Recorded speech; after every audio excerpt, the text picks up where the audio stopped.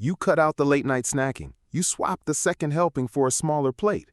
You told yourself you'd just have more willpower this time, and for a few days, it worked. Then something strange started happening. You'd eat a full dinner, a real one, and an hour later you're standing at the pantry again. Not starving, just looking. You finish lunch, and by 3 in the afternoon, your whole body is hunting for something sweet.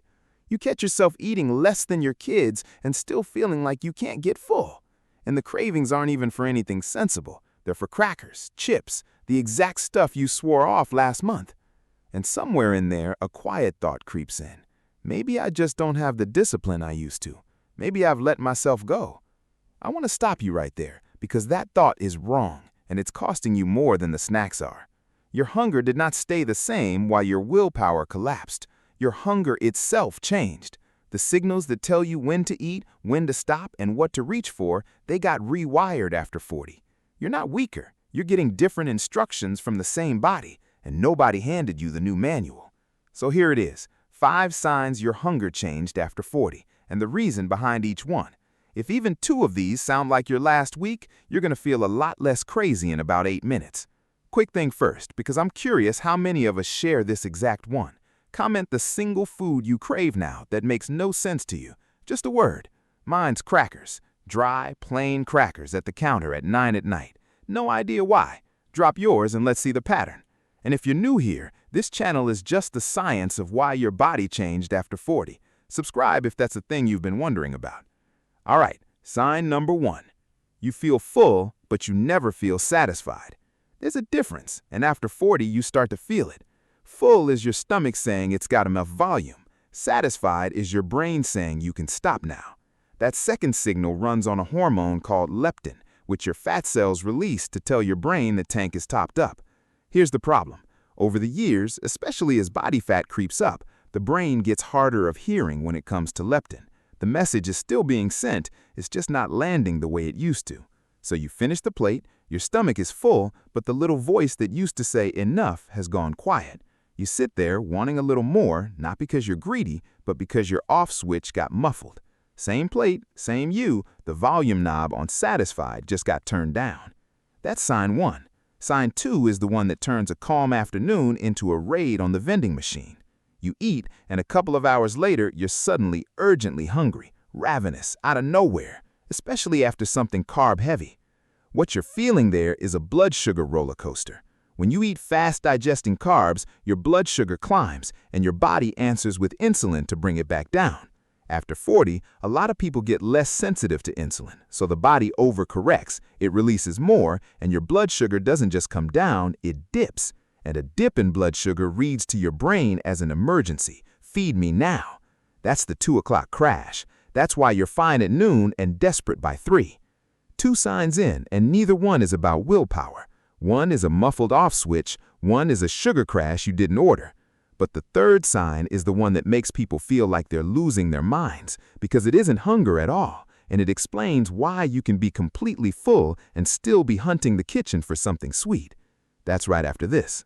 So you're full, you just ate, and your body is still pulling you toward the cupboard looking for something sweet or salty. That's sign 3, and it's not hunger. It's reward. Hunger and craving run on 2 different systems. Hunger is need, your body running low on fuel. Craving is want, your brain's reward circuit lighting up for a specific hit, usually sugar or salty savory. And here's what shifts after 40. As sleep gets lighter, stress runs higher, and the day is wearing you down, that reward system gets louder. Food, especially the hyper-tasty stuff, becomes one of the few reliable ways to feel a little spark. So the craving isn't your stomach talking, it's your brain reaching for a reward it isn't getting anywhere else. That's why it's so specific, and why just have an apple never scratches it. Which brings us to sign 4, and this one hides in plain sight. Your hunger gets worse when your sleep gets worse. You'd think they're unrelated, they're deeply connected. When you sleep poorly, and after 40, a lot of us do, 2 hunger hormones swing the wrong way overnight. Ghrelin, the one that says you're hungry, goes up. Leptin, the satisfied signal we talked about, goes down. Researchers have measured this directly. Cut people's sleep short, and the next day they report more hunger and a stronger pull toward calorie-dense, sugary food. So the day after a bad night, when you're grazing all afternoon and blaming yourself, that's not weakness. That's your hormones running on a sleep deficit. Your bad night wrote a check your appetite is cashing. And now sign 5, the one that ties it all together, and honestly, the one that reframes everything. You eat a genuine meal, and your body still quietly wants more. There's an idea called protein leverage from researchers at the University of Sydney, and it works like this. Of everything you eat, your body guards its protein the most fiercely. It keeps your appetite switched on until it gets the protein it's looking for, almost regardless of how many total calories you've already eaten. So if a meal is heavy on carbs and fat but light on protein, you can finish it, feel full for a moment, and still get nudged back toward more food. Your body isn't being greedy, it's still hunting for a specific thing it hasn't found. And here's why this bites harder after 40. As we age, the body gets a little less efficient at using protein and holding on to muscle, so that protein-seeking drive can get louder, right as the modern plate is more processed and more protein-diluted than ever. Your appetite is looking for one nutrient, and the food around you keeps handing it everything except that. So let's put the 5 together, because the whole picture matters more than any single piece. Your off switch got quieter, your blood sugar swings harder, your cravings turned into a reward the rest of your life stopped providing, your sleep started steering your appetite, and your body kept hunting for protein it wasn't getting. 5 different signals, all changed all around the same time, and not one of them is a character flaw. Now, the honest caveat. Everybody is different. This is the general biology and not a diagnosis. And if your appetite has changed sharply or suddenly, that's a conversation for your doctor, not a YouTube channel. This is about understanding, not a prescription.